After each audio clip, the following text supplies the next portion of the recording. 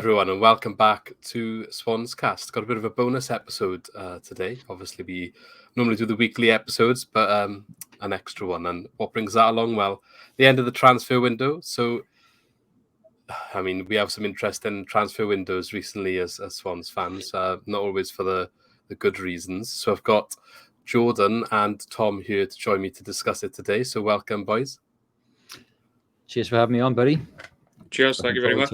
That's all right, anytime. And before we get into it then, let's just a quick catch-up. So how have things been then, Tom? Like, first time, I think, on the channel for us. I know I've featured on yours, and I've been meaning to get you on. So how have you been keeping? Yeah, I'm doing well.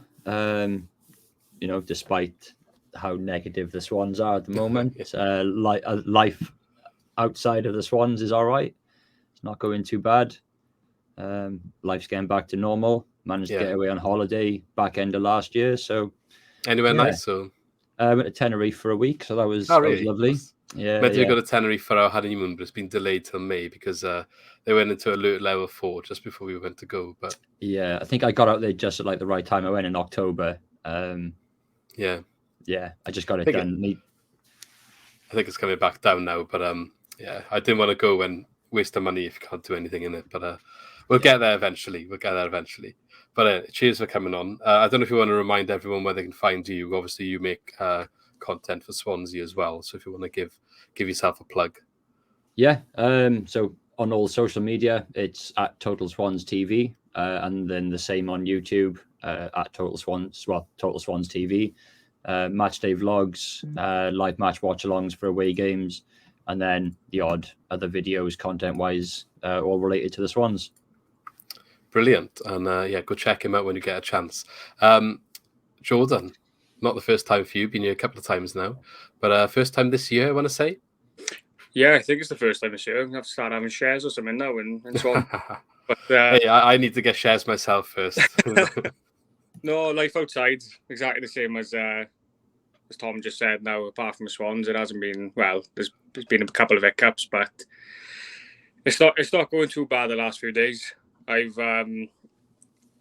I don't know how many concert tickets I've bought, and the annoying thing is I don't even know when they're going to go ahead because I've had like 2 emails already saying like it's been pushed back to 2023. So I've done like the really rocky era of not waiting to see what's actually going to happen, and I've just can't blame you though. You're getting excited for things to get back to normal. You just want to go in, do stuff you enjoy in it. So, I think that's what it is. Like I love a gig, I do, and I'm all for like the sweaty mosh pits and things like that. So I can't wait to be back amongst it. Gotta be honest. I'm sure it won't be too long. You've got something to look forward to anyway. They'll happen eventually. So always got that in your locker now.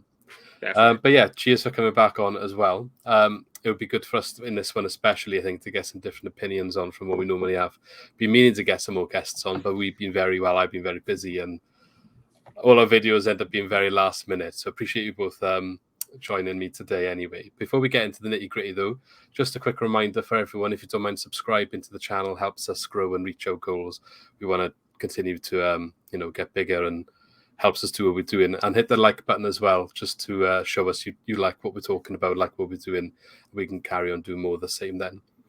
Okay, so before we get into the transfers, obviously there was a football game last night. So I think because some of the conversation might be quite similar in regards to the current performance, what's happening on the pitch. So I think let's talk about Swansea versus Luton, and then we'll talk about the transfers and any failings or positives you might have in regards to that. So that's what we've got in store for this video.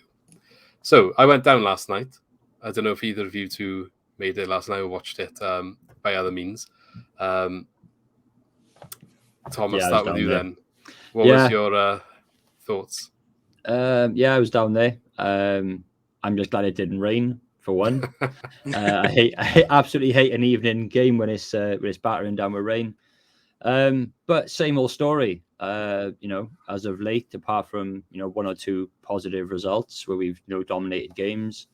Same old story. Completely dominant throughout the game. All right, Luton had their spell. Shaky start for Fisher in goals. Obviously, definitely. They'd identified, put the pressure on the new young goalkeeper. And to be fair, Haim has been getting that sort of pressure as well from attacking players, high press up the pitch. But yeah, same story. Swans dominating possession. Overall, more chances at goal, probably the better chances at goal. And often than not, where it's more difficult to miss the target than to put it in the back of the net, we're just not putting the ball where it needs to go. Martin changing up the starting 11, giving Obafemi his much deserved start, resting Pirro, because to be fair, he's looked a little bit leggy the last few games. Downs came back in, thought the creativity was there, right up until unfortunately Norton was injured and got taken off.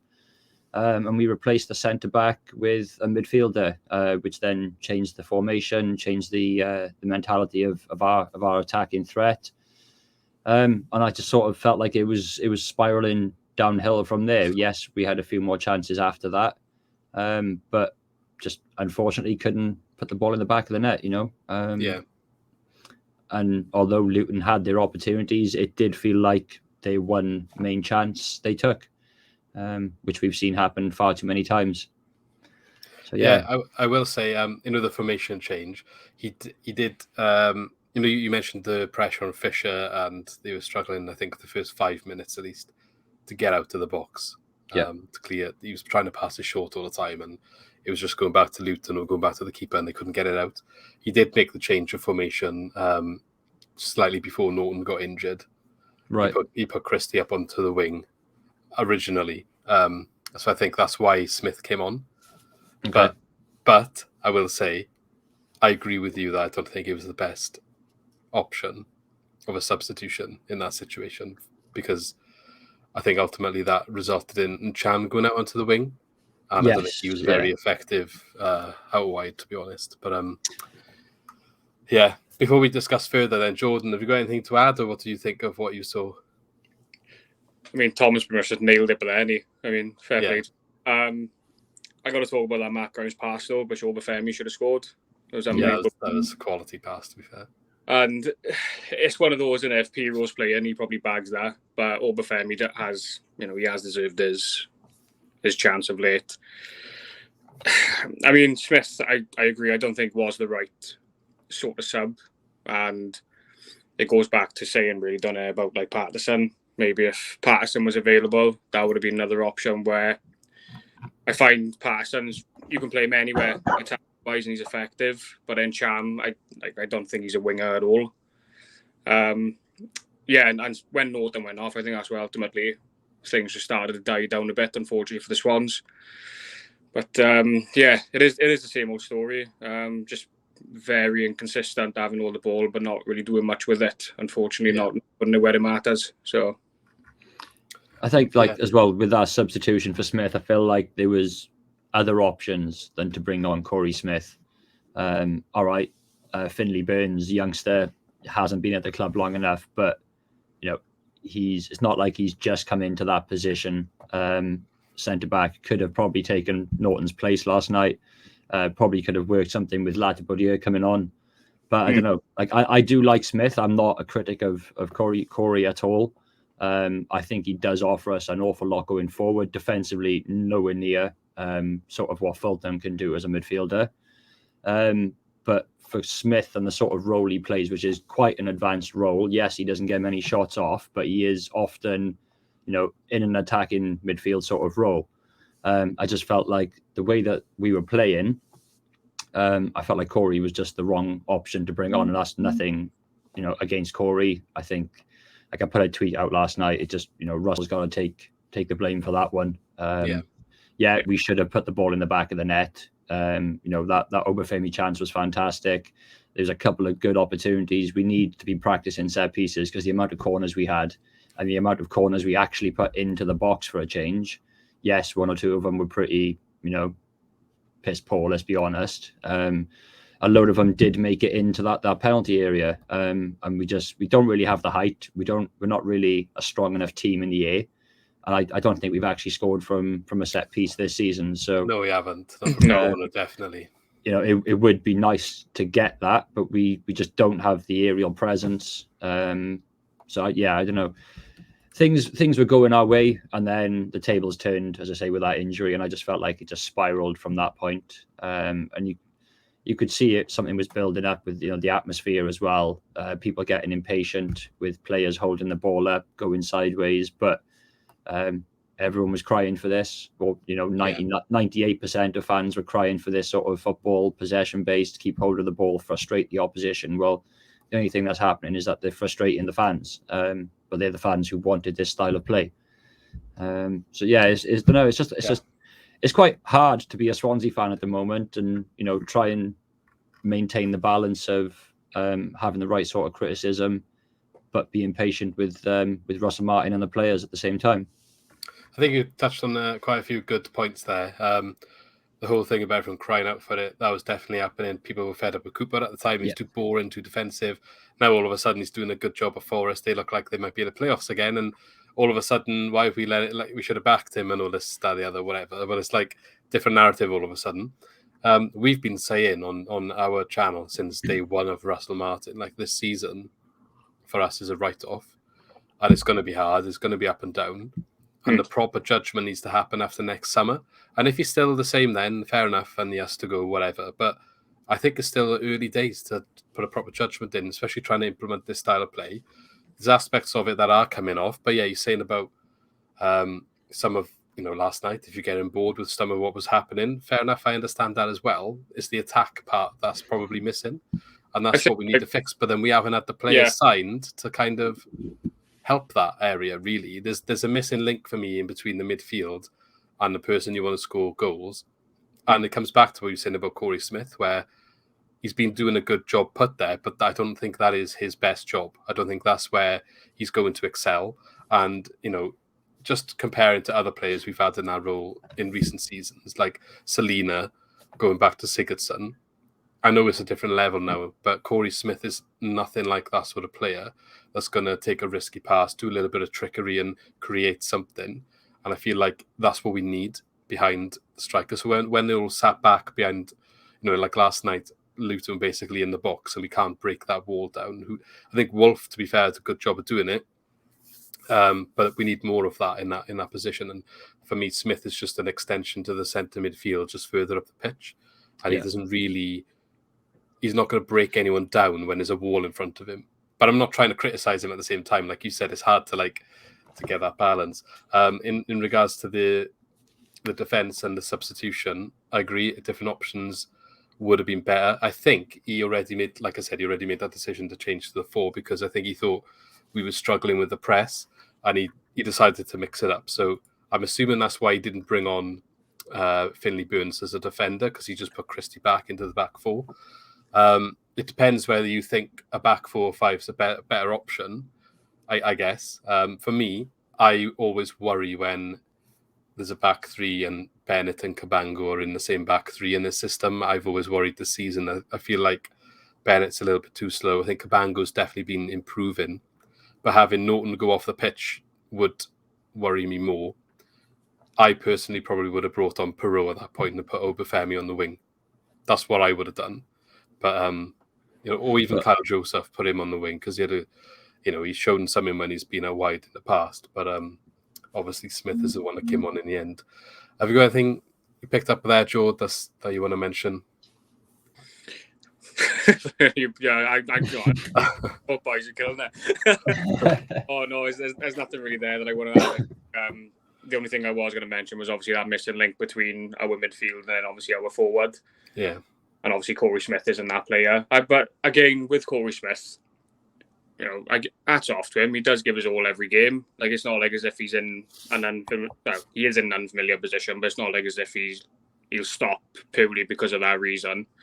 He's the type of player where you could tell him to play right wing back or whatever, and he'd still put in a shift, And then you see people then slagging Corey Smith off, saying, this, that, it's an unfamiliar position. I don't think we can give him too much stick, especially while he's got to do a job when, for example, like someone like Patterson is missing at the moment. I mean, those two players are just completely different altogether. Yeah. Yeah. Well, I was going to say you can clearly see, like last night, I think, Wolf did a fantastic job, completely different player to his debut. Actually went and took a man on, got to the edge of the box. I think he was our best player for me. Yeah, at least for majority of the game last night. I thought Obafemi did a fantastic job. But yeah, Wolf for a large part of that game was certainly our best player. Yeah. Going 1-0 down, then making a reaction substitution rather than being a bit more proactive. As soon as the ball went into the back of the net, Pirro was stripped off, ready to come on, and we sort of just threw everything at it at that point. And even then, it wasn't enough. That's 75 minutes though. It's still a bit late, I think. Yeah, I mean, definitely. I mean, even if it was 5 minutes, 10 minutes earlier, I think we could have made a bit more of an impact on that. And then again, right at the depth, throwing Kyle Joseph on in the 89th minute is, I don't know, just too little, too late for those sort of substitutions. Still not Cooper though, is it? I mean, let's be honest. I mean, no, he used not Cooper. He used 3, which is a positive. I mean, Cooper probably used 3 substitutions, maybe two or three games last season. But like we can knock Cooper for everything, but he got the results. Yeah, it was loads of 1-0s and maybe some of those games we didn't deserve to win. But that's sort of what's happening to us this season. The games we've been dominant throughout, had the majority of chances, possession, and then gone and lost 1-0. Sort of like last night is happening to us, which is what we were doing to teams last season. Yeah. And it's always that factor. And it's happened to us, plenty of times throughout the last few years. Completely dominant. That team then gets that one sort of shot through on goal, and it's in the back of the net, and then we end up losing, which is always the worry. But yeah, it just seems like every time we're completely dominant, we're not picking up 3 points. And those games where it's sort of more of an even keel match, like the QPR game, which I thought was a really good game, we come away with something. But yeah, we're just getting pegged back when we're clearly the more dominant team too often this season. Yeah, there's something missing at the moment. I feel like the Patterson situation has definitely not helped with struggling to score goals, and I think he's had a massive impact and been a massive loss there. So hopefully him coming back will help. But the problem is the damage might have been done with the mentality and not the motivation, I don't think, but like you've got to get a good form going now again, haven't you? And it's harder to get started with a good run of form when you've been in a bad run of form, and that damage is done, is what I'm saying, by him going, rather than maybe one loss and then turning it around quicker. A couple of maybe positives, or look at some of the players from last night then. So I say positives. I just wanted to mention, I didn't think Ryan Manning had his best game last night. I thought he gave the ball away quite easily quite a few times, and obviously he was put back onto his left wing back role. I don't want to criticise him too much because I think he tries to play a killer ball quite often, whereas other players won't try that. And then last night that just wasn't working for him, which is it's easy to then say, oh well, he's given the ball away quite a few times, but I just picked up on that as something. Go to the positives though. I thought, Obafemi on his, I don't know if it was his first start, maybe first league start, but I thought he had a positive show, as much as he should have scored perhaps twice, or at least he should have scored the one and then made a better opportunity of his second chance. I don't know how he didn't put that ball in from Grimes. That was a really good ball, as you mentioned earlier, Jordan. But yeah, just unlucky. He tried turning it in and didn't get enough on it to turn it away from the goalkeeper.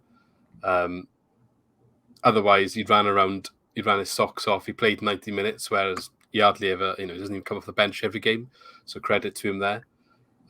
There's been a lot going on around him and his attitude and whatever. So I think, he definitely still wants to be here and give himself. He definitely put in a shift. Yeah. He showed that he wants to play. Yeah, definitely. And it'd be interesting to see if he could play with Pirro perhaps in the future, and maybe they can complement each other if they're both central. I know Pirro came on last night, but he went on to the wing when he first came on, which I thought was a bit odd. Yeah, I mean, I think we've got the players to play a 4-4-2, even if that was something that we could do. But I was just looking now when you said about Obafemi starting, is that last night was his second 90 minutes of the season. Yeah, and the first one was against Luton Town in the 3-3 draw. Did he start that game? Did he? I didn't yes, it's showing on. Yeah, he played 90 minutes. Well, yeah. Jordan, I want to ask you something though, because Lee's not here, so it'd be good to get another opinion, perhaps, and Tommy can get your say on it as well in a second. So last video, I don't know if any of you saw it, but Lee was saying he doesn't really know what Ncham does. He's saying he doesn't think he's a bad player. He's got quality about him, but what is his role and what is he actually doing when he's on the pitch and offering to the team? And I think after watching last night, he was even more convinced that he's onto something with that. And to be fair, I mean, yeah, I kind of couldn't really answer it. So I'm just wondering if you've got anything in regards to that. I think if we're going to see the best of someone like Ncham, we're probably going to have to change formation. Now, again, it's a weird one because I remember when we first signed Ncham, one of my mates liked Celtic, and I was hyped about signing someone like Ncham. Brings like a good pedigree of experience with him, and I thought like it was a real coup by us. And then he said, "Oh, don't get too excited." And I was like, "Oh, why?" Do you know what I mean? But I'm not saying he's a bad player because he's clearly not. He's got bags of talent somewhere, but I don't think we're seeing it enough, and I think that comes with as well like the inconsistency of the side as well. I think if we are going to see the best of someone like Ncham, we got to change the formation because I think he spends the majority of the time out wide, and he's not someone who's out wide. I don't think he's lazy by any means, but I don't think he's that much of a workhorse to be someone like out wide. I think he's definitely far more suited to like that central role. It goes back to like where Corey Smith is. Like if you play Ncham, like focus Ncham more in that role, I think we'll see a little bit more better of him. But yeah, I totally get what Lee's saying. Totally get it. Yeah, well, he said something now, so he's gonna have to own up to it now when he scores in the next 5 games. That's the thing though with Ncham, like he could have a bad game for 80 minutes and then he scores like from 30 yards out. Like he done it against Luton. I know he came on, but like he's got that in his locker, and if you need like a game changer, he's one of very few players who will actually have a pop from outside the box. So yeah, that's true. Did you see George Byers scored a nice goal last night? That was a good finish, in all fairness. I haven't seen it. I did hear about it though. That's another player I think would have suited the system a little bit more than they maybe thought when they first came in and got rid. I was travelling back last night. My brother said, "Our Byers scored tonight," and I was just thinking, his player we just shouldn't have let go. Really, it's his injuries. Are they just because he hasn't had the best season again with injuries? He's been out for a while again, so it's just unfortunate. I was gutted when he went. I was gutted when he got injured because I felt like he does offer something different from the other midfielders. He is one that can play a bit further forward, and that's what we're crying out for now of our centre midfielders. Like even Walsh, who we'll talk about later on, they're all very similar or do similar things. They're very ball playing midfielders, and they're not. They're all sort of like slightly worse than Matt Grimes, but do the same sort of thing. Yeah, or do a bit more of a tackle or defence than him. But none of them really do more in the top end of the pitch, and that's what I'm missing. The thing with Byers as well, he always looked to drive forward as well, and that's something I liked about him. Like he was brilliant at picking the ball up in that little spot and just taking the ball forward with him, and occasionally he'll have a pop from goal as well. So yeah, I'm probably literally, like you said, the only reason I think why he's in League One is just because his injury record. I was surprised when he went to League One. Yeah. Final thing on this game then, we did it the post, as I said, actually from a corner. You mentioned about the set pieces earlier. It was one of the short ones, surprisingly. Weirdly, they basically went back to the halfway line from the corner, worked it, like I think everyone was like, what are they doing? But they actually did something, worked it out on the wide. I think they basically pulled Luton out of the box, make a bit of space, put the ball back in, because the centre-back stayed forward. And it was Cabango, I believe, with a header that hit the post. And Bennett with the follow-up that should have done better for me. 2 yards. Bit of a on target, at least. A bit of a crap angle, but... Yeah, I mean, he had a little bit more time than he thought he had, I think, and he just snapped at it, and he obviously hit the side netting. But, I know he ended up on his backside after it, but I'm not sure if that was a slip, if it was a tackle or not, because it was down the other end of the pitch from me. I just think it's one of them, and it paint turns quicker than Bennett, so he Yes. probably just fell over as a result of trying to get the shot away. I mean, he was shaky pretty much from the off. There was a ball played in from the left wing in the first half, like early on in the first half. Bennett went for it, completely mistimed his clearance, completely missed the ball. Fisher thought Bennett was getting it, and luckily it rolled out for a goal kick just past the post. Yeah, and I think, do you know what? I think that's what caused him to change formation, because Bennett started in the centre of the back three, not Norton. That makes me. And I think he can't do it.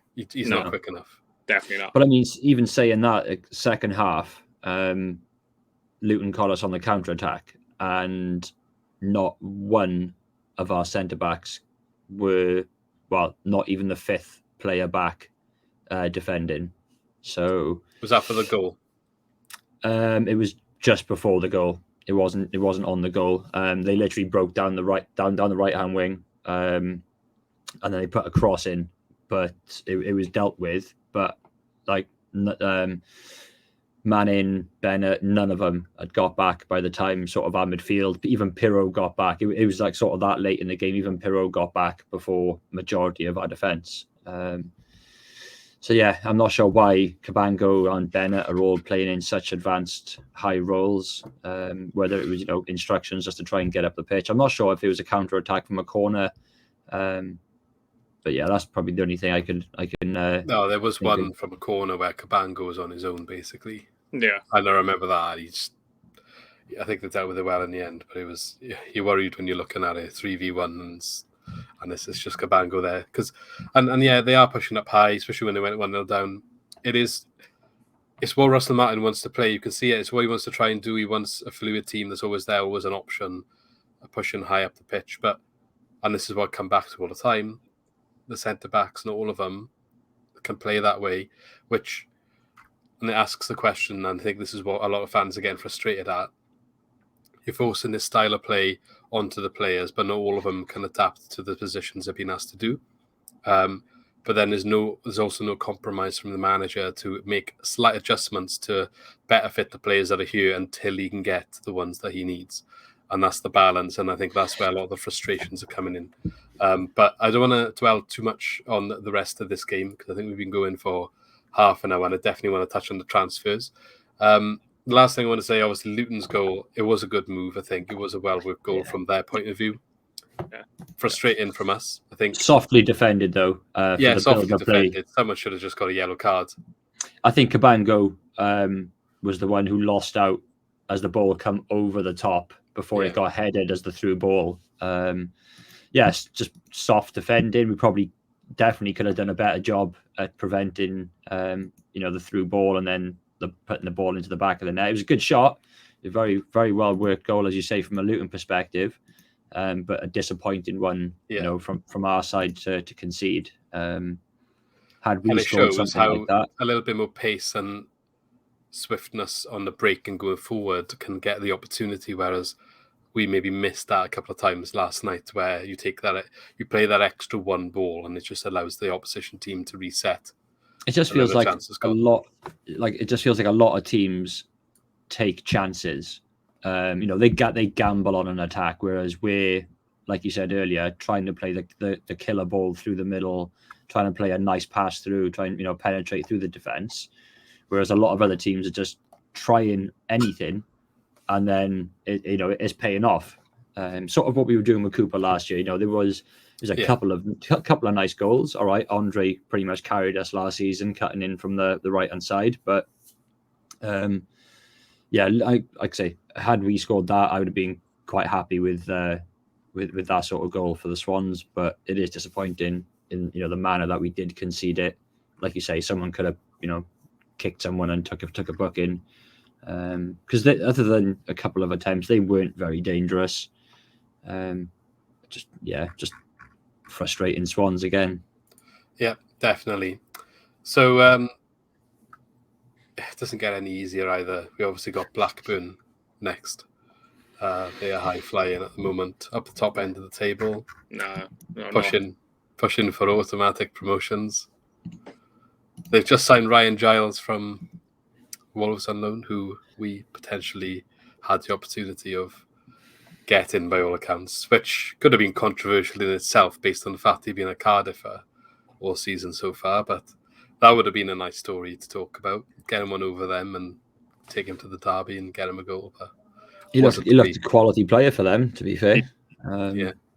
And, well, I don't really want to talk about it, to be honest, because Blackburn are exactly terrible are they at the minute, and they've just added Giles to their side. But yeah, it's like talking about Blackburn. It's like Diaz. Like since he's become Chilean, he's just balling. Like I don't get it. I didn't know he was last season, and all of a sudden now he's like their main man. I watched him a lot last season because I've been playing the Gaffer fantasy football. I don't know if any of you have heard of that. It's Championship fantasy football. It's got about 5,500 players in its inaugural season last year. It's got about 7,000 this year. Have to have a look. It's GAFFR, so Gaffer or Gaffer. .io is a little plug for them, but it's a really, really good fantasy football. So keeping an eye on a lot of players last season, especially doing previews and reviews and so on. It definitely gives you an insight into other players in the league who might go under the radar. Yeah. But yeah, I was just going to say, I wonder because I think he played last night for Chile because they're playing Copper. Maybe he won't be around. Maybe he won't be World Cup qualifiers. So I was going to say, hopefully he's not around, but they're still doing well without him. Players like Gallagher, are picking up the goal scoring. Bradley Dack's just come back, haven't he? I think he came back from injury the last time we played them as well. He got injured again since then, though, and he's always injured. Yeah, he is. But when he does play, he's a quality player. He always seems fit for the Swans, though, doesn't he? Like he'd be injured, and then when the Swans are playing, it's like, all right, okay. Yeah. Brereton Diaz did play last night. I'm just looking at Chile's fixtures. If hopefully they're playing midweek on the weekend. So if they are, then he'll definitely be missing from the squad. Yeah, well, I'd imagine he'll be there if it's a competition anyway, unless they've been knocked out. So that might be good news in that case. Good news there. Hopefully so. Obviously, we touched on Ryan Giles. Let's move on to the transfers in general then. So I've got a little ticker to chuck on you, just to give us a bit of context and update. So before we make a start on maybe looking at the individuality of who's actually come in and who's gone, Jordan, first, just how do you make of this transfer window? What do you feel about it? Now, are you sure you want me to talk about transfers? Because the last transfer window thing we done, I said my most exciting signing was Reece Williams. So let's think carefully. But no, I think. Well, at least you've owned it. Let's hope you get a better one this time. I know, but no, I don't think it was terrible to begin with. But obviously, as the window went on, obviously on deadline day, things came out that went on with the club and the owners, and it just took a nosedive from there. Basically, there were a couple of positions that I still think we could have done with. And we got our left wing back in, didn't we, to replace Bidwell? But Bidwell was a funny one to let go. I know he was going at the end of the season anyway. It was likely that the club wouldn't renew his contract. But that's just weird for me. I would have just kept him at least till the end of the season. Apparently, he was offered a contract. That's what I've heard. Is that? Lower wages was it? I think. I would imagine it would. I don't know. I'm not sure. Obviously, we don't really exactly know what they're on, but I can't imagine it would have been much of an improvement, if anything. Being as he wasn't necessarily a first team, an important player, first team regular starter. But that transfer absolutely pissed me off. So I don't know if you guys swear on you, but I was fuming, absolutely fuming when Bidwell went. I rated Bidwell obviously for what he offered last season, the goal contributions, the assists as well. Him and Connor were fantastic last year. Not quite the same player this year with the formation and the style of play that Russ wants, but still scored though, haven't he? He has scored, and he scored against the Scums. So it's just a fantastic I rate him. I highly rated Bidwell, but he has also run his contract out at his last two clubs. So obviously there was the inevitability of losing him at the end of the season anyway. But I mean, it was a free transfer, wasn't it? So yeah. So I think the idea is he's gone. They knew he was going to go in the summer, and it's annoying we didn't get a fee. But I think they were thinking, by all accounts, he was one of the top earners, because when we signed him, we were still early on in parachute money. With the intentions of going up under Steve Cooper, obviously. And I think they did offer him a new contract at lower wages, because I think he's in the top 3 earners from what I from what you see. It could be not all correct, but I'm just reciting what I've heard. And he didn't want to drop his wages, essentially. So he was going to run his contract down. He obviously wasn't necessarily starting all the time, which I think some of his, when he did drop out the team originally, he did just have a child, I believe. Yes. So then he didn't manage to get back in. And I guess perhaps Martin was like, yeah, well, I don't necessarily need him. And then the wages were probably promised, like, okay, if he goes, even if it's a free, this is how much extra wages you've got now to bring in one of your signings, which we'll talk about maybe more of what didn't happen there later. But I think that's the premise behind his exit. If he was in, sort of the top 3 earners, then it is, it's a chunk of change in it to put towards somebody that Martin wants. Maybe a player he didn't get, but it does help sort of bring in, 2 extra players. So you look at the left back, we brought in a youngster. Probably the wages that we're paying for this Man City defender as well. It does allow, it opens the doors for other players to come in who don't quite have the same experience, but will feature more than what Bidwell would have this season.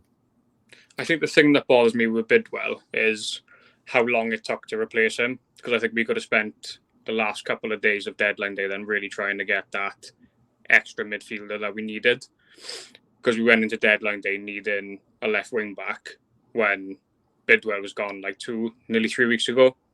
Like, I feel like that should have been something. At the end of the day, Bidwell, he was starting majority of the games. So he is technically classed as a first-team starter. So it's very much like, right, okay, if we're losing a first-team starter, they need to be replaced as quickly as possible. And I don't think that was... I mean, it was something we could have done without, Like, don't be wrong, I don't know much about this boy. Is it Ogbeta? Yeah, Ogbeta, I think. I don't know a lot about him. I got to be honest. I didn't hear anything about him until Ian Mitchell mentioned that we put a bid in for him. I didn't know. But it seems almost like as if we were so focused on trying to get that midfielder, we then scrapped quite late to get a wing back. Do you know what I mean? Like, I felt we were a bit stuck. But we'll judge him on his performances, I guess, see how he does. Yeah, I think there was talk from the day Russell Martin came in. Bidwell, one part of his plans didn't suit the system. Was happy for him to leave. I think Barrow were linked with him in the summer. So I'm not surprised he's gone. I feel like it's been in the works for a while. After all that stuff in the summer came out, he featured quite heavily in the early part of the season, more than I expected. But as soon as he fell out of the team, he never really came back in, which, I mean, I don't know when these contract talks would kind of go in, do you, or when he was in talks with the other club as well. But like you said, Tom, he still had history of doing similar as well. So yeah. Here's what it is. It's frustrating. It's another one where a low fee, or no fee. We did get a left back in the end. How we got him in and how late is the questionable thing, as you said. Obviously, when Bidwell went earlier on, my expectation was we would have gone more out of the window, but didn't necessarily happen. So I don't know if you've seen the was it Nathaniel Ogbeta's interview with the Swans? It came out about an hour or so ago. Yeah, I haven't seen that yet. No, I watched it just before coming on here, and the sort of he was made aware that we were interested about 2 weeks ago. So, same week or the week after Bidwell had left. So it's just we just don't seem to just get deals done. he said a couple of times that, the deal was on and then it seemed to be off and then it was back on again. So it looks as though we were probably being a bit tight with the cash. Well, to be honest, right, I don't know much you follow politics at the moment, but there's a bit of carnage going down with the money being lost with this PPE and stuff. It sounds like they've got a similar guy in charge of our transfer funds. Because obviously some miscalculations happened along the way, because it feels like a couple of deals were in the pipeline that all of a sudden we couldn't afford. And the fact that if this Better was informed 2 weeks ago of interest, and then it took us until we had to get rid of Walsh to be able to get him in as well. Yeah. That someone's definitely needs maybe to take their accounting exam again at the Swans by the look of it. Definitely. But, yeah, so anyway, we will talk about the missed stuff at the end. So we touched on Bidwell as an out. His replacement looked better. That came from obviously Jordan's initial impressions. I didn't get to ask you then, Tom, like just an overview then of how you felt, not into the details of what happened or what didn't happen. Yeah. But like as a transfer window, how do you feel about what happened? Is it a really good one? Is it a really bad one? Somewhere in between? We've certainly had worse January transfer windows, that's for sure. Definitely worse deadline days. Yeah, it wasn't very active. I mean, I went to bed at 8:30, so I completely I missed it. I missed it all in the evening. Missed all the excitement. All the excitement. I think the most exciting thing was Aubameyang going to Barca, but I missed everything. I woke up with my brother messaging me, imagine falling asleep on deadline day, and I was like, well, who have we signed? So that's how I pretty much found out about it. I didn't even go on Twitter in the morning. But I think, like I say, we've definitely had worse. We've certainly had better. I'm quite happy in a sense with the window as overall. Probably, a bit more optimistic of things than a lot of fans. Bit gutting, as I say, well, very gutting and disappointed to lose Bidwell, but there's obviously good reasons for it. Christie's been fantastic. He looks a great replacement for Ethan Laird. Wilf, we'll see what he's like. He seems to be a pretty decent player. He's got Champions League experience. Bundesliga, it's not the French league. It's a bit more difficult. The games are a bit more competitive out there. So that, hopefully he'll bring something. He looked at, I won't go into too much, but he looked a bit soft in his debut last night. He looked a lot more up for it. He looked a lot stronger. So, he's definitely got his feet wet with the Championship and could be a very promising player. We'll see what these youngsters can do. Ogbeta and Finley, what's his name that's coming? Finley Burns. I would have probably thrown him on last night for as Norton's replacement, but whatever those reasons were. So it's not been too bad. Some of the players out have been a bit unfortunate, whatever the reason Ethan Laird left for, whether it was him or United wanting to, put him into a bit more of a competitive winning team. But I don't think he's featured for Bournemouth yet. So we'll see how that pans out for United's progression for him. Bender, I'm quite happy Bender's gone. I do feel sorry for him. It just hasn't worked out, and that sometimes happens for players. Given the number 1 jersey this season, started the season off, and whether it was nerves or just not comfortable enough with his feet and playing out from the back, there's obviously a reason. His confidence obviously took a massive knock, and then he probably didn't want to stick around himself after Hamer had a consistent run of games. So Fisher looked all right last night, like I said, apart from a couple of shaky moments, but we'll see how he goes. He's obviously one for the next few seasons because Hamer's, I think, out of contract in the summer anyway. So I'm pleasantly happy with the transfer window. Cullen, I'm glad, has gone out on loan to get that experience he needs. Whittaker, I'm disappointed he went before Cullen because I like what Whittaker can offer us over Cullen, that's for sure. But yeah, like I say, I'm probably 60-40. I'm happy than disappointed. So it's been okay. So I think a lot of people are not happy with the transfer window, to be honest. Lee, who's not here tonight, he thinks he's frustrated. He thinks the squad is always weaker after every transfer window. But personally, I think I'm in your camp a little bit because other than all the stuff that's come out since and all the misses and all this, that's the bigger picture, which is not what I'm talking about. I'm just talking about ins and outs on paper, what names are on the sheet. And I don't think it's been a bad window. I also don't think it's been a good window. I think it's just in the middle because, a left back went, a left back came in. Yeah, okay, it's frustrating. That's the only first team really that we've lost yet, Bidwell. Frustrating that happened, but we did replace him eventually. If we hadn't done so, then I would have been a bit more frustrated. In regards to Led and Williams, they got recalled by the parents' club, completely out of the club's control. I believe Led they wanted more. Well, Bournemouth were offering to pay more of his wages and more of a fee each week. So Man United just took that option. I don't really think it's because of for development because he started basically every game here, and I don't know. I don't think he's featured, as you said, for Bournemouth. So no, it's purely financial. Yeah. And that seems a bit weird for a club like Man United for the financial reasons. Because it's not going to be that much for a player like Led to, it's not going to sign him another Ronaldo. No, definitely not. And I don't think it's going to be sort of a loan to buy either. I don't think there's even going to be a clause in it to buy him. But like I say, development-wise, he would definitely have got a better run-in with us. But, finances speak again, don't they? So that's frustrating for me. In regards to Cullen and Whittaker, I get what you're saying. Whittaker didn't really feature, though, under Martin in the first team, especially in the league. Whether you agree or disagree with that, I think a lot of people have different opinions there. But he wasn't featuring. Liam Cullen a little bit more was, but not an awful lot either. And I think the preference was always to get Obafemi sorted, whatever the issues were with him. I think it was quite apparent in some of the comments that Russell Martin made. Cullen was featuring more than Obafemi at certain points just because of how much better attitude he had. Yes, Not necessarily because he was doing better.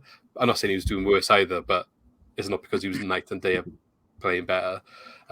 So those two getting experience, fair enough. They're going to the same team, which is a bit odd.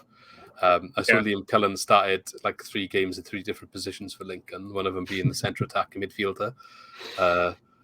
Morgan Whittaker scored on his debut, of course, but he hasn't scored in 6 games after that. So he's not exactly light in the league up there either.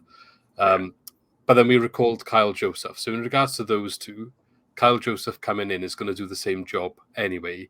They were both on the bench and they were both coming on in every game. So I'm not disappointed with that. I actually thought in the Plymouth game earlier this season when Whittaker scored a hat-trick, I thought Kyle Joseph had a better game, which is hard to say when you've got a hat-trick because everyone sees the goals and everyone's excited about that. But I went to the game and I watched the players and I don't think Whittaker did much that game other than getting the positions where he scored. And I thought overall Joseph had a bigger impact and a better performance. So okay with that. In regards to the others, like when you see the articles in Wales Online and they're saying like 10 players left, 25 came in or whatever it was, when you've got like Dan Williams has gone on loan to an Irish club, I believe, Bender, as you mentioned, has gone, and Lewis Webb, they're not really big losses. The players that need to go and get development. So don't feel like you could factor them into an out-in at this window.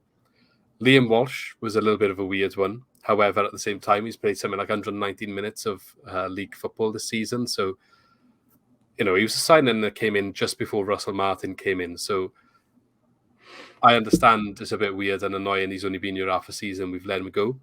But if he's not using him and he's not part of the plans, if it allowed him to sign someone that he does need and want, then I guess it'd have to be done. Plus, I think they thought Fulton was going to leave all the way up to January, and that hasn't happened.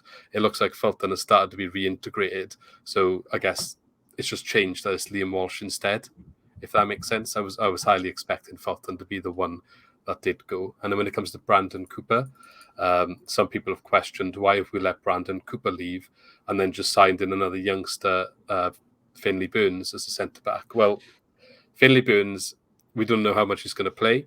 It could be a case of he's going to be on the bench quite often for the rest of the season, which for us to have Man City's player and he's going to come on sometimes and get some experience in the Championship, I guess that's a good thing for them. He's getting some experience.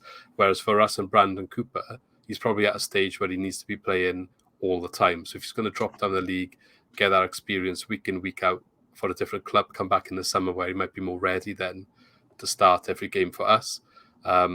Otherwise, if he's still here now, as it has been the case all season, he'll make some appearances, but he's not going to start every game. So he'll benefit more from playing on a weekly basis as well. So I don't feel like the squad on paper is weaker than it was before the window. Not really. I don't think it's... Christie's done a good job of replacing Led. If anything, I don't even know if he's offering better overall. I think he's all-round a better player, personally. He doesn't... got more experience, hasn't he? So he has, but he's also putting in better balls as well, more dangerous balls. He's got, a bit more... He's got bigger structure. He's a bit more about him. I thought Lade had been very unlucky this season with not winning a penalty. I don't know.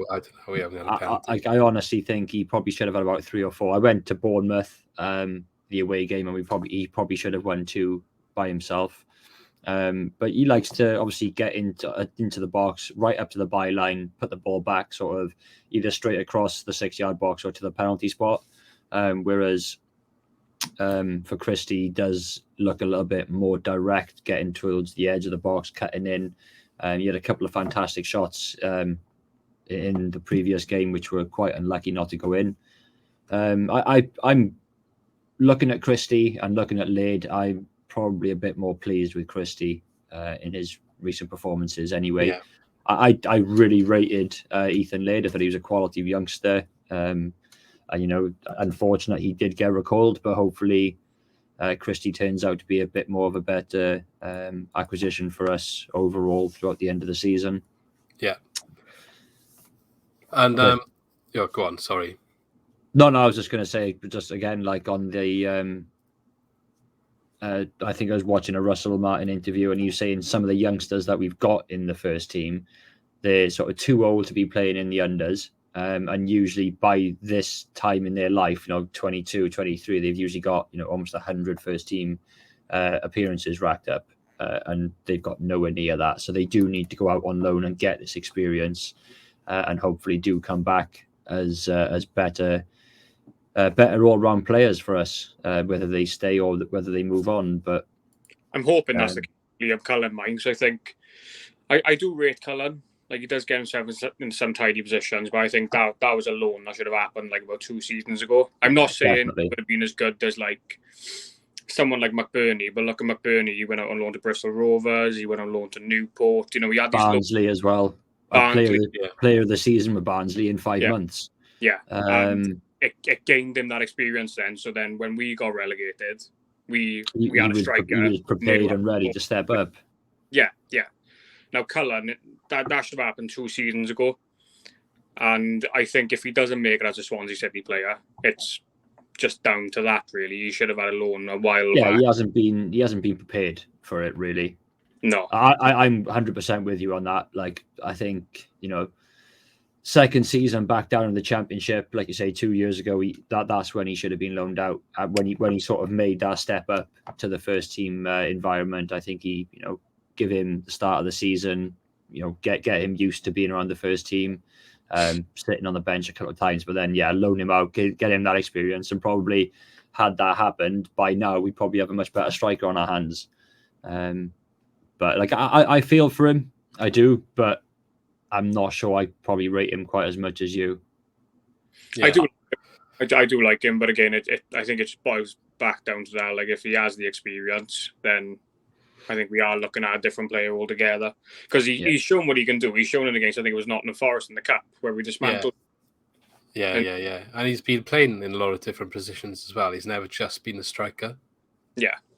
I mean, he's shown he can create. I mean, I say create. Like, I think he set up Perot for Preston away early on in the season.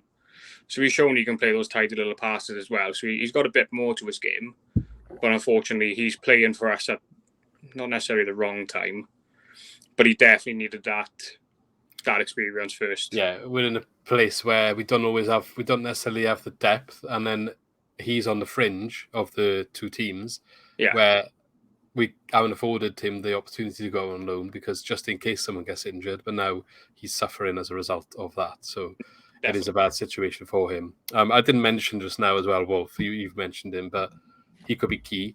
This was an extra player for me in terms of like our depth of squad. We needed I think like if Patterson left, it would have been the replacement, but he didn't. So if Patterson gets reintegrated, having Wolf now as an extra attacking option, which is something we needed. And just based on last night's show, if he can continue in that sort of form and offer him what he offered last night, that's something to get excited about, because he was just looking direct, looking to take people on, run to the byline, run past people, do a little bit of trickery to get past people.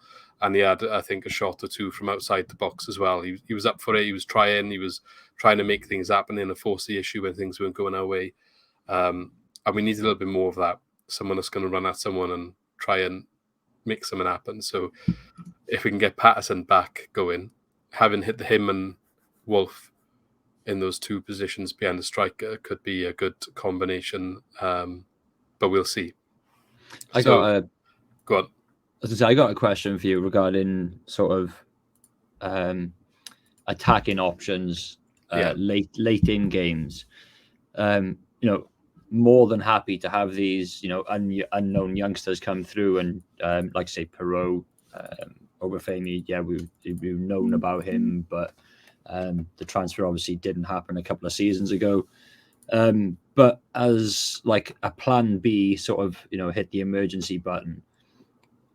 Would you, and why do you think we've not gone for an older, experienced, championship proven goal scorer who can come on in the 80th, 75th minute, sort of like, Stephen Fletcher, Charlie Austin, that sort of player who could come on, get 8 goals a season, but those 8 goals will turn out to be, sort of 15 points come the end of the season. Match winners. Wages. It's going to say the same thing. Yeah, it probably is. We were linked with Naki Wells when he was like experienced championship. I'm not being funny. Like, he turned down approaches from us. Well, Bristol City did, us and Cardiff, right? And I think if anyone was going to get that player between those two clubs, I think it would have ultimately boiled down the wages, and I think he would have gone to Cardiff. And I think that's why we don't have. But they're struggling financially too. I do. I think you would have gone to Cardiff. I do. Bristol are massively in debt.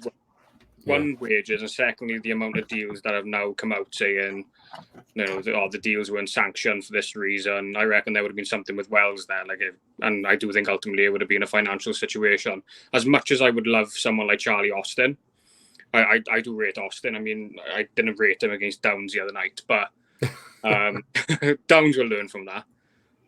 But as much as you want like an experienced old head, I mean, completely different levels. It was like when we had Lorente winning and basically we scored those goals that kept us up. Yeah, exactly. But no, I agree. I would love to see an experienced old head down here. It's like I know you're probably well past it now, but Defoe going back to Sunderland, I mean, whether that's sort of a love story sort of thing, but he could have done a job here. But I feel again he's probably getting paid more than what our strikers are getting. Probably is, yeah, probably is, and that's it. I mean, even if you took a gamble on one of them, I think those sort of gambles tend to pay off. They do. They are match winners. They're proven match winners and goal scorers. Yeah. And sometimes it just frustrates me that we don't have that, in the locker to bring on. I do think it's another reason as well. I think the club and I feel like we tried to build an identity again, and part of that is we want to buy assets that can develop and then sell for more money as well. That's part of what we want to do. Business model, if you like, of the football club. And that is a sustainable business model, as much as it is annoying to think of, well, everyone we buy is seen as someone that we want to improve to ultimately make a profit on. That is the life of a lower league football club.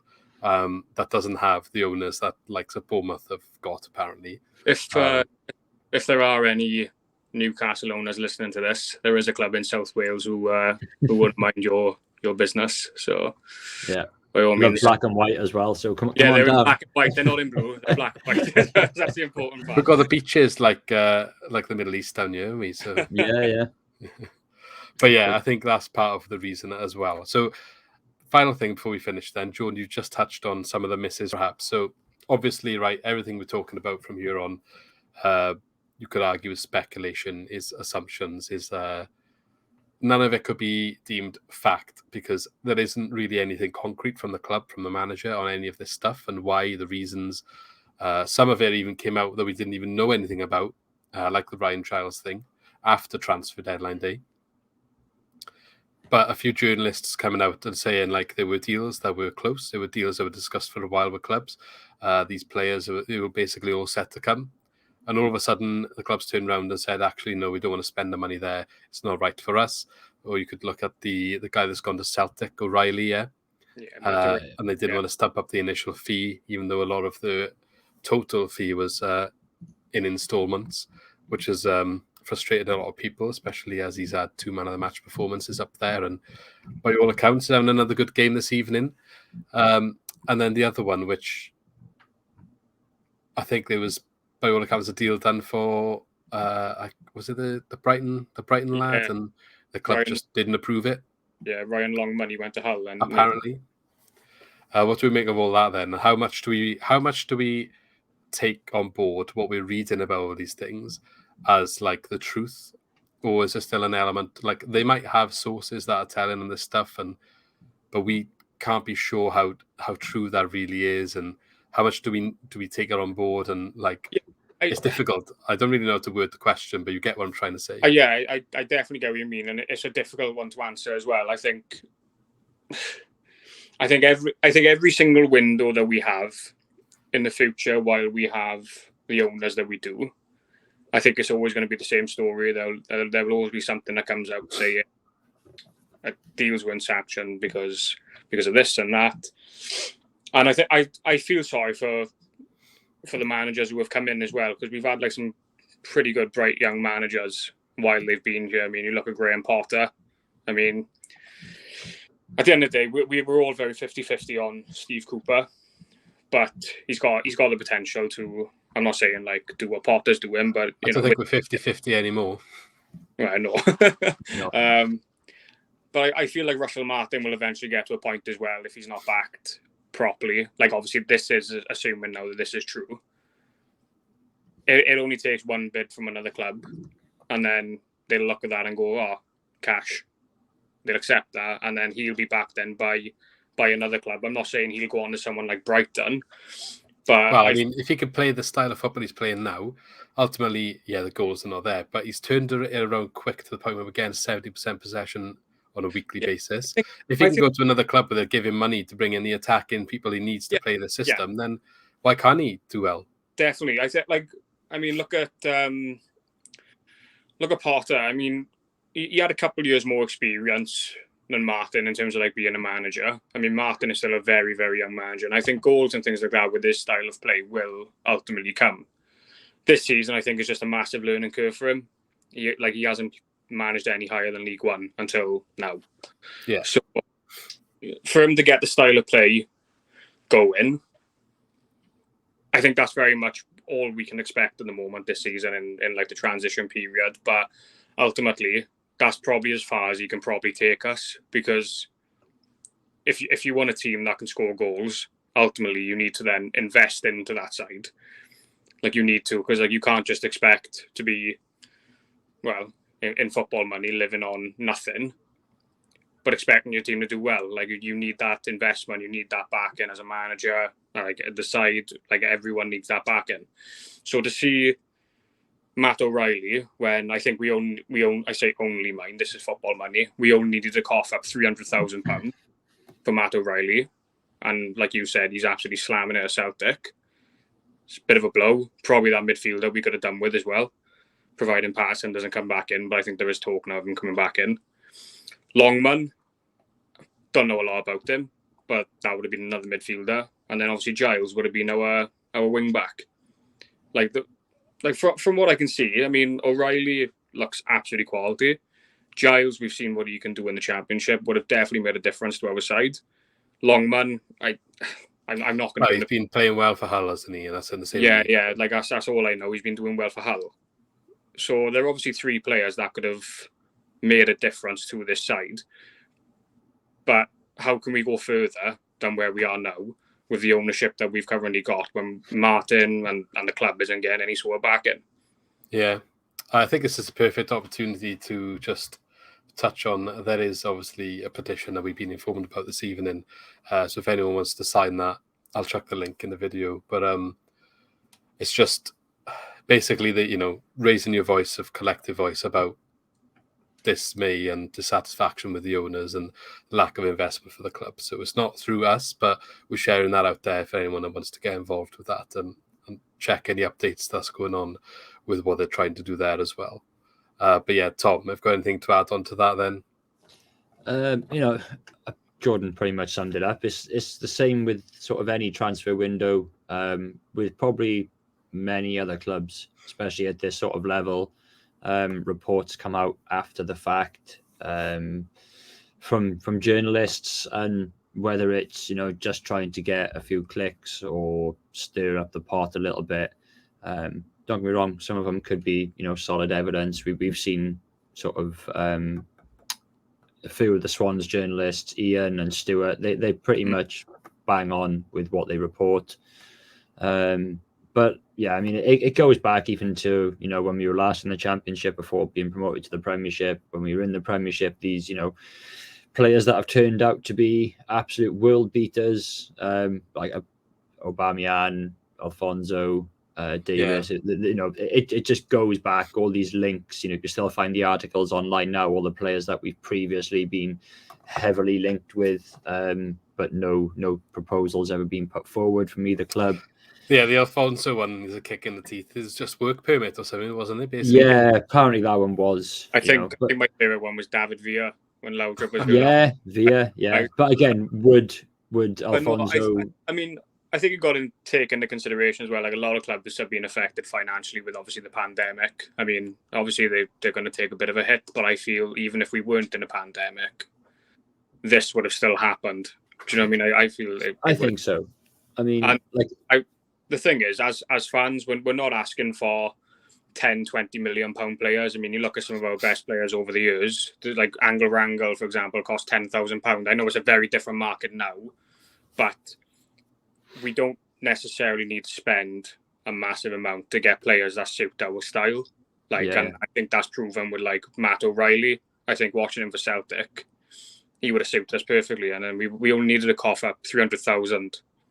Again, I say only, I'd be landed with that. But yeah, I can't remember who I was arguing with. I mean, I argue with a fair few people. Who knows on Twitter? It could be anyone. I know it could be anyone. I'm pretty sure it was like a football Twitter account or something. But they were saying like, "Oh, we want like big signings, this, that, and the other." And I said, "Well, not necessarily. I think as fans, like obviously we're not asking for like mega bucks to come through the door. If you want big signings, I think you need to give your head a wobble, because that ain't happening anytime soon. And the less you expect that, the less you're going to get disappointed.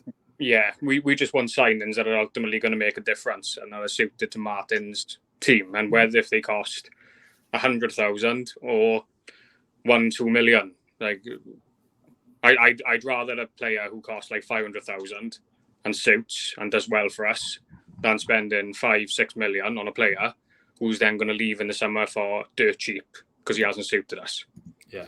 I think like what you got to look at as well is this is the first year without parachute payments. So, of course. We wouldn't have been given an awful lot last year, but we're financially stable. Why jeopardize the financial stability of the club, taking risks on signings that may not pay off?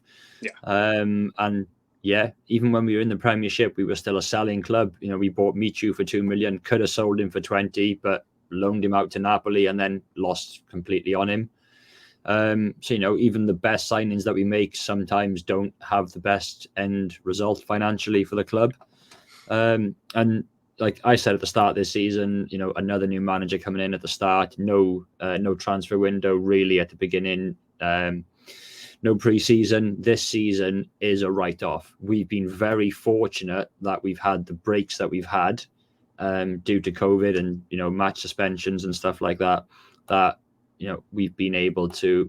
Russell Martin and the coaching team have had those long weeks of training sessions without games to get the players used to the style of play.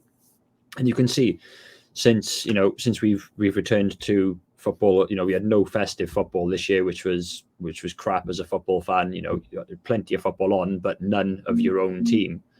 You can tell that during that period, the football, even though it was dominant before it, it's probably more dominant after that festive period of no football. But this season is a write-off. It's another transition season. It was the same under Cooper. It was the same under Potter. It's another different setup, another different style of play, another different group of players and backroom staff. And it's the first season without any parachute payments. So I think to Cooper there, obviously we've gone to the playoffs this first season, but I think it's worth remembering that was only after the long COVID break and we had a good run of form. Yeah. When we came back. So I think, this season, 100%, yes, it's frustrating seeing us down in 19th spot. Thankfully, Cardiff, even though they've won tonight, they are still below us. That's a little bit of silver lining. But yes, it's frustrating being that low in the league, but we were never really going to get a playoff position this year unless it was a miracle. Last season was pretty much a miracle. The season before that was, we played well all season, but getting into the playoffs was literally a miracle. That 8-goal swing with Forest and replacing them in the playoffs was just wild. Last season, we were an awful lot better team until that playoff final, which we just didn't show up for. But this season, it's just, it's a fresh slate. It's hopefully I do like Russell Martin. I like what he's trying to implement. I'm particularly not asked when it comes to whether it's Cooper ball or Martin ball, as long as there's progression and results show. For me, I wasn't expecting playoffs in the last 2 seasons, and I certainly weren't expecting it this year. But I definitely wasn't expecting almost a relegation scrap, which we're not in. We're still 12 points off the relegation zone, but we are at the wrong end of the table. Yeah. And, if we get 10th, 12th this season, I'll be pretty much happy, as long as Martin remains and it's not a waste of time, if that makes sense. Yeah, he needs to stay in the summer. I think, though, it is worth taking a bit of heart from you hear all the opposition team managers talking about after they played us, as much as it's not always the result we want, but they often say how hard it was to play against us, how we're in a false position, and they had to work really hard for whatever they got after the game. And it's all words until this point's on paper, but I think it'll come. In a year's time, it might look so much better, but this is the process that needed to happen to get there. Yeah. But we just have to wait and see, really. It might not work. It might not work. But that's why, we said from the start, write this season off. Let's start judging when it is a proper summer. And I think summer's going to be vital and be really important to see what happens there. The last thing I want to say on the transfers is you said about COVID stuff. It's hard financially for the clubs, all of this. When you put the full season transfer window into perspective, we lost Bidwell, Connor Roberts and Jamal Lowe as notable first-team players that have left, other than the loans that have returned to their clubs, and Andre Ayew going on a free, which we knew about anyway.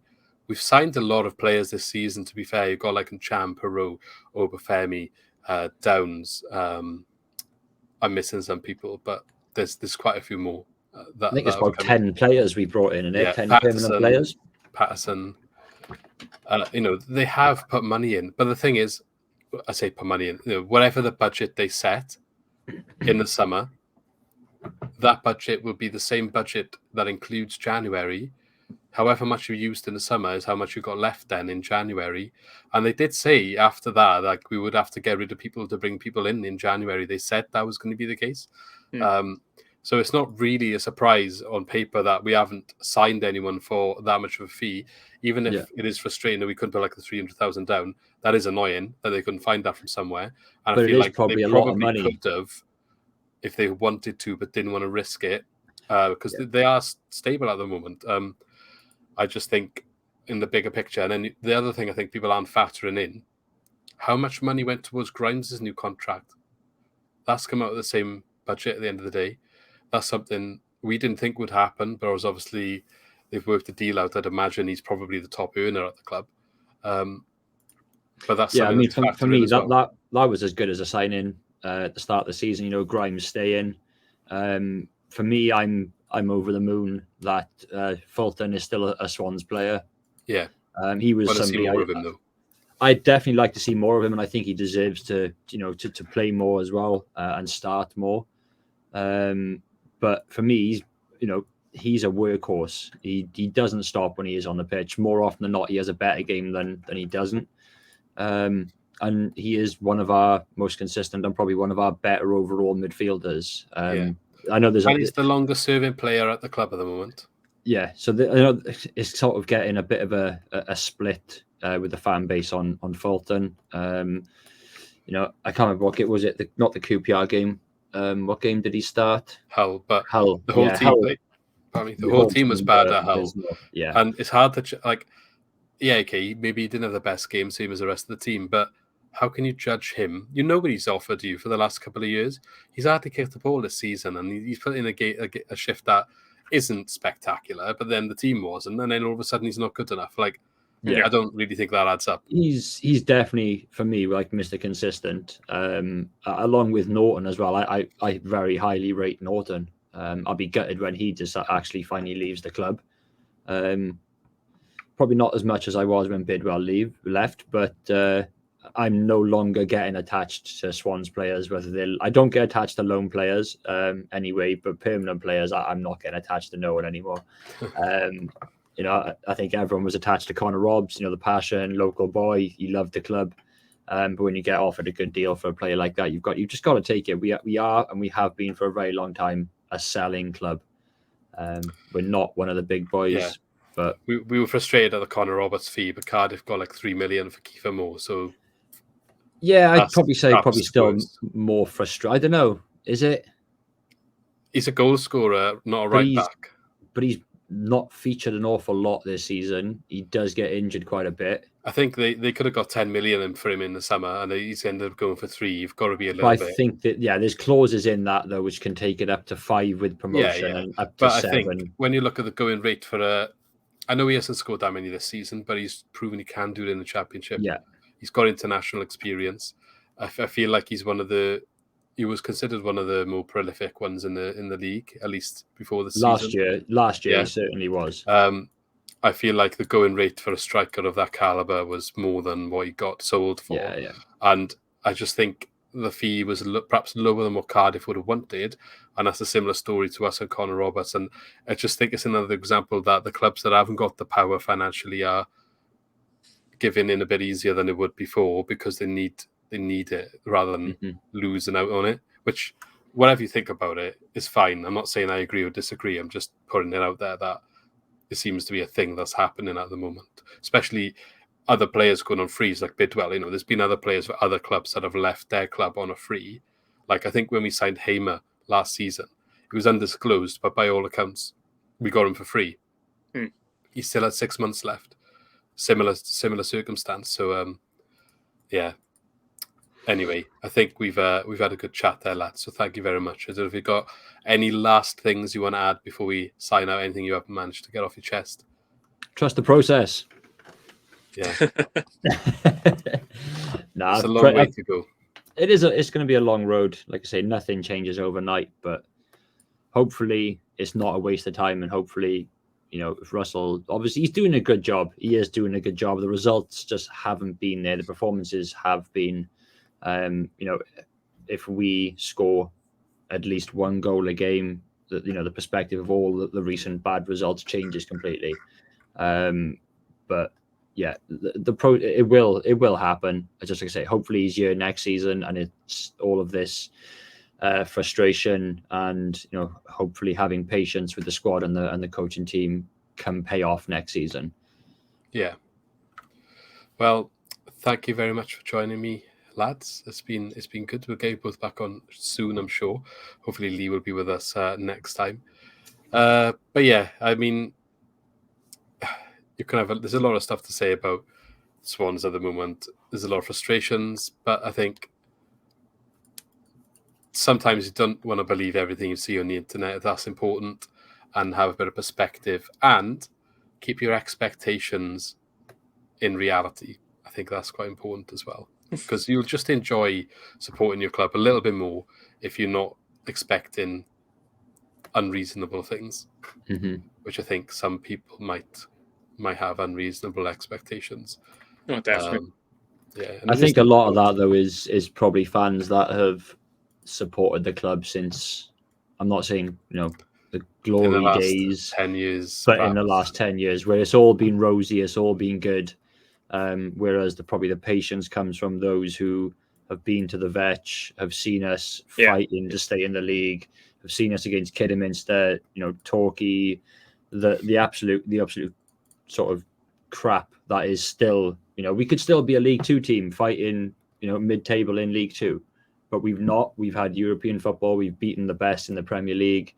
We've played against some of the best players in the world.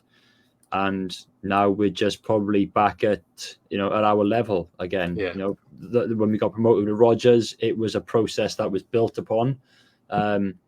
Multiple managers came and went. Multiple players came and went. Yes, we had a good core players that were with us from League One and League Two, but it took time. It was sort of a 10-year plan. And we're at the start of that now under Martin, because he's changed the style to that similar. And it's just the beginning of that. Even if he goes, if that's what the ethos is now, and that's what they want to maintain, it's the beginning.